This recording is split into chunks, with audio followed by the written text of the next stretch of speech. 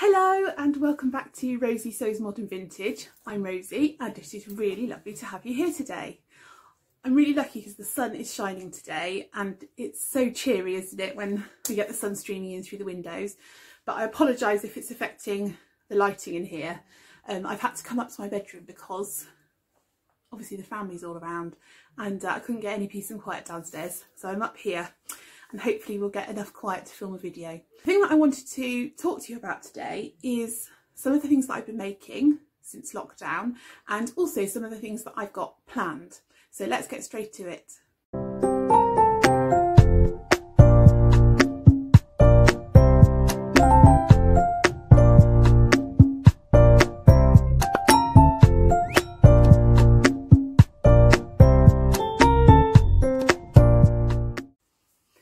So I made quite a few sewing plans for the spring, but once lockdown kicked in, I kind of didn't feel inspired to make them. So I've had a bit of a change round and made some things that I perhaps hadn't planned before. I did receive the lovely new book by Tilly and the Buttons. So I've made a couple of items from there and a few other things. So I will start showing you. Now, the first thing that I made from the Tilly and the Buttons book, Make It Simple, was a pair of the Sapphira Dungarees. So I'll pop a picture up here. As you can see, I couldn't go for a plain colour. I had to do a bit of a rosy special and go for a red polka dot. But when I'd finished them, I had to increase the rise in the crotch and I hadn't actually done it enough, so they were still kind of cutting me in half a little bit, and I just felt like when I posted those photographs I just didn't really feel like me. I didn't really feel they suited me, so I'm going to actually change them and turn them into just trousers. So I'll let you know on Instagram when I've done that and you can see the finished article, but this is what they originally looked like. I tried to style them up with a few sort of vintage inspired accessories, but I don't know, I'm not feeling them. Having said that, I've seen so many versions that people have made that look really, really nice. The baker that sews, she's posted loads of pairs that she's made, really lovely ones on Instagram, and so I'm kind of disappointed that I didn't like them on me because I really wanted them to work. But anyway, I think once I've turned them into trousers, I think I'll be much happier and they'll be nice to kind of even just to wear around the house and sort of lounging in front of the TV and things. But going back to the baker that sews, she made a pair with a paper bag waist. So I might have a go at doing that because obviously I've got the whole bodice attached to the trousers at the moment, so I might be able to have a go at doing that. So I will keep you posted. The next thing that I made from Tilly's book was the Bertha cardigan. Now I have to say that this cardigan was the reason why I got the book, because I've really wanted to make a Batwing cardigan.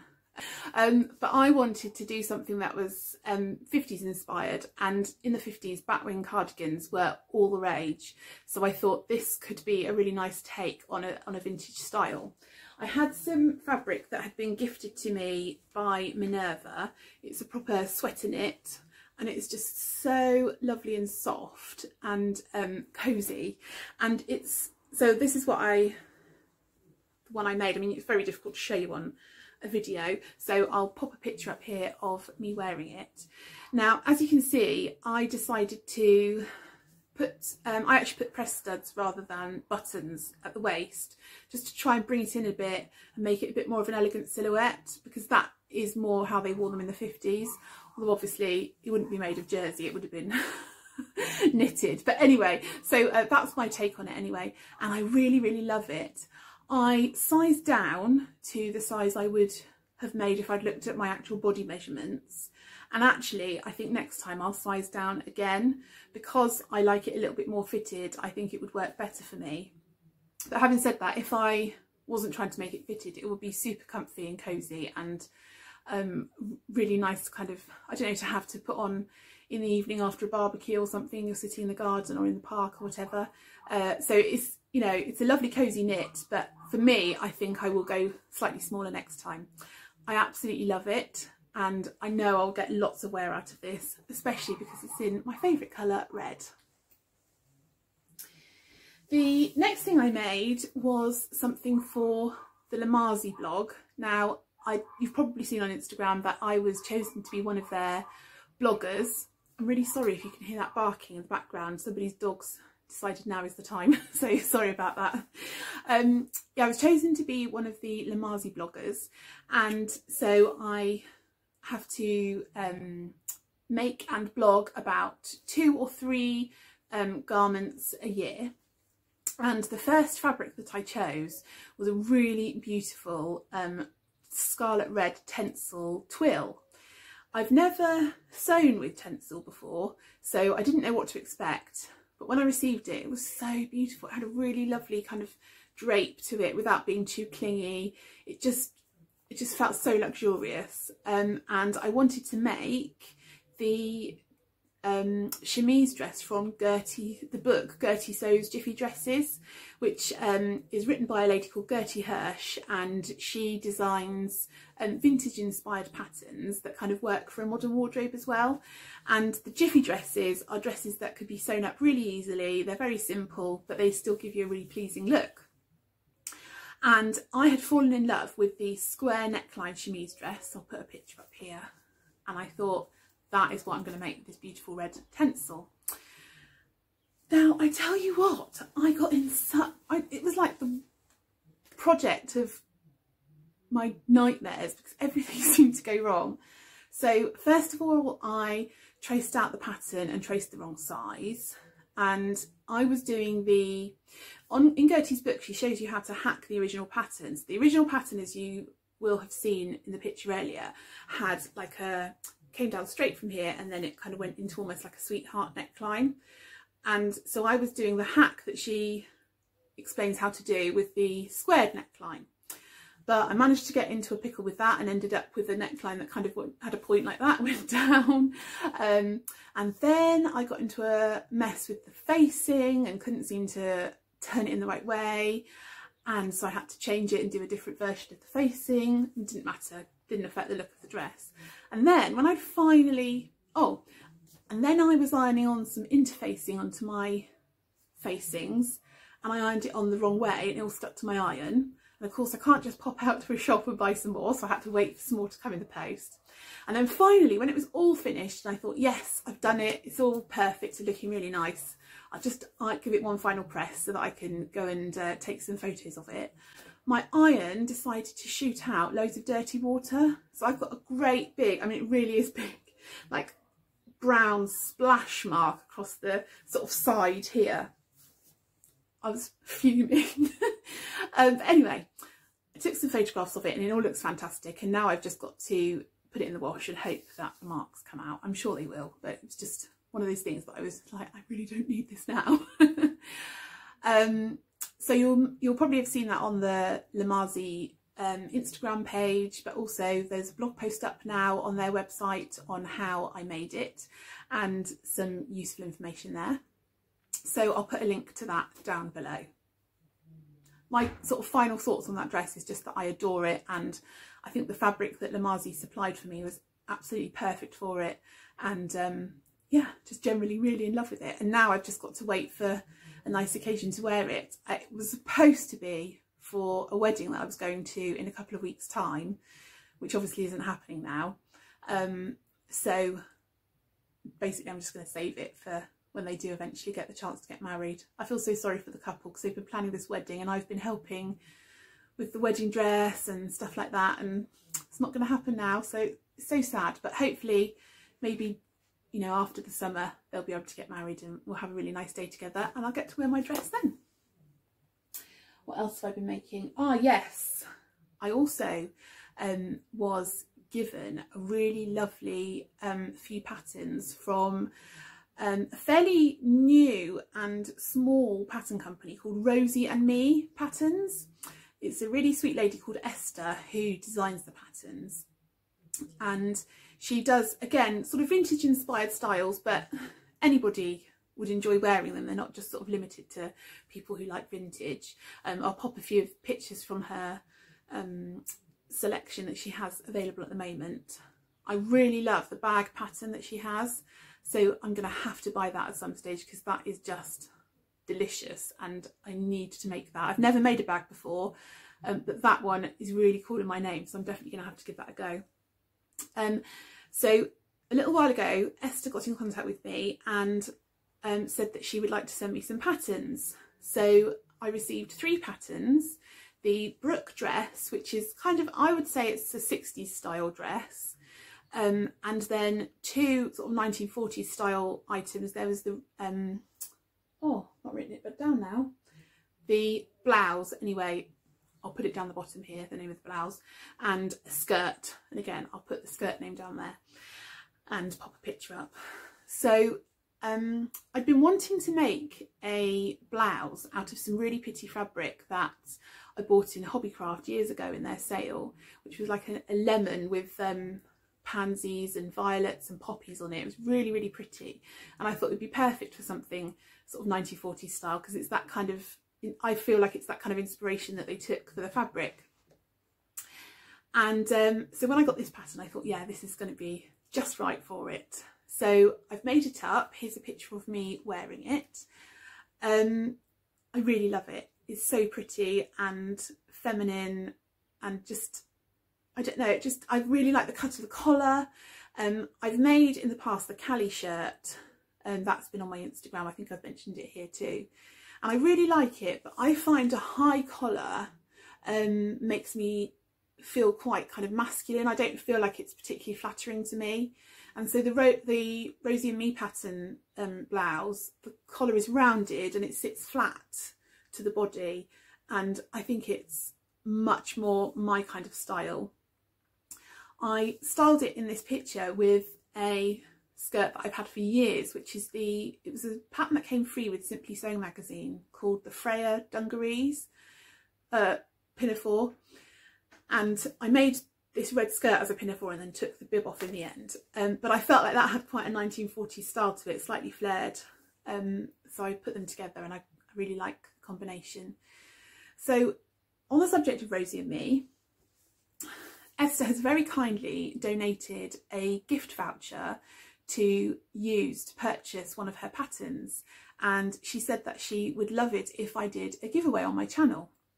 So for you to be in the chance to win a €10 voucher to spend on one of her patterns, then what you need to do is to head to the comments down below, click the link to her channel and tell me and then in the comments below tell me the name of the pattern that you really love the most, and then once I've collected everybody's comments, I will do a draw and we can choose a winner for the voucher.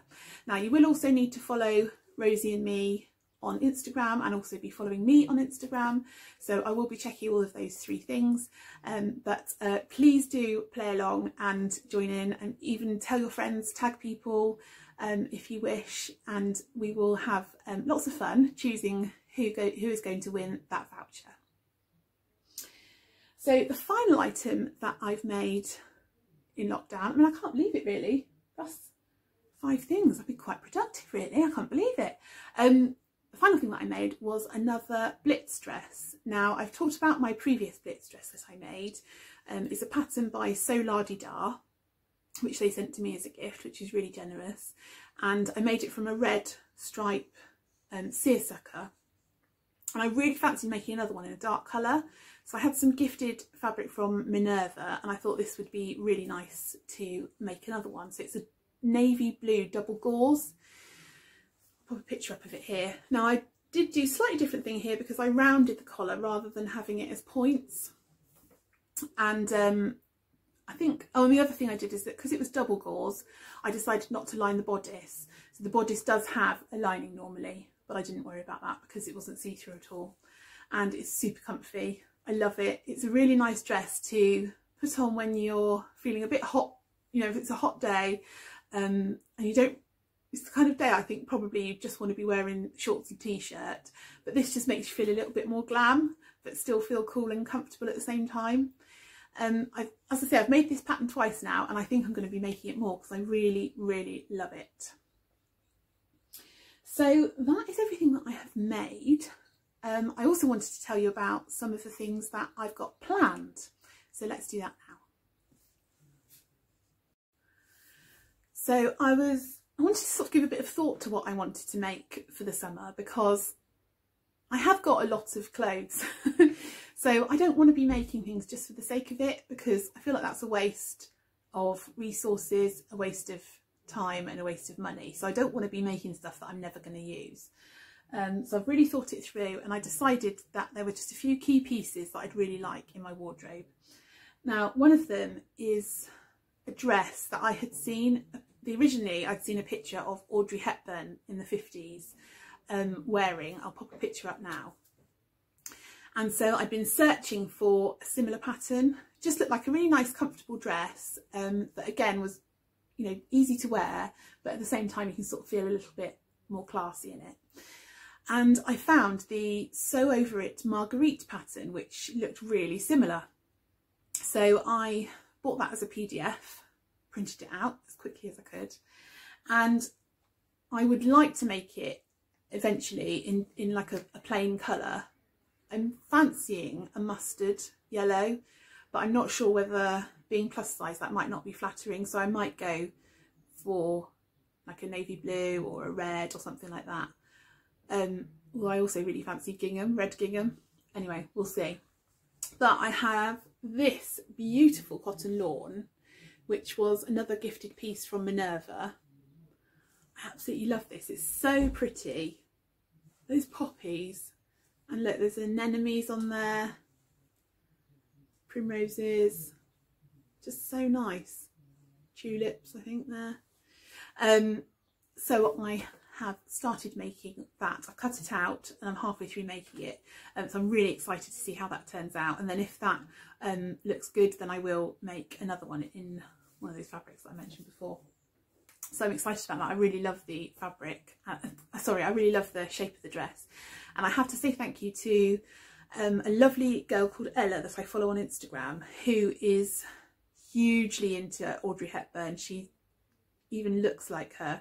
Her Instagram account is 1940s Ella, and she had posted this picture of Audrey Hepburn in that dress, and so that was where my inspiration came from. If you like anything vintage, then please pop along and give her a follow, because she's so inspirational.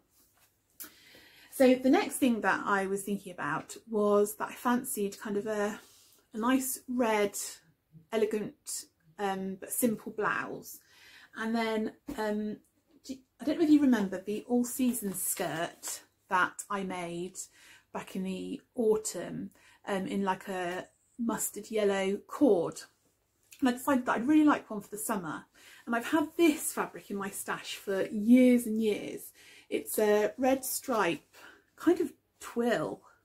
I don't know if it's cotton or not. I got it on eBay for a really cheap price. But anyway, so I decided that I'd really like an all-season skirt in this fabric, and then a red blouse to go with it. So that's going to be the all-season skirt. And then I got this lovely red viscose. Again, it's just so drapey, and I don't know, just so, it makes me feel so elegant wearing viscose and ladylike, even though I'm really not.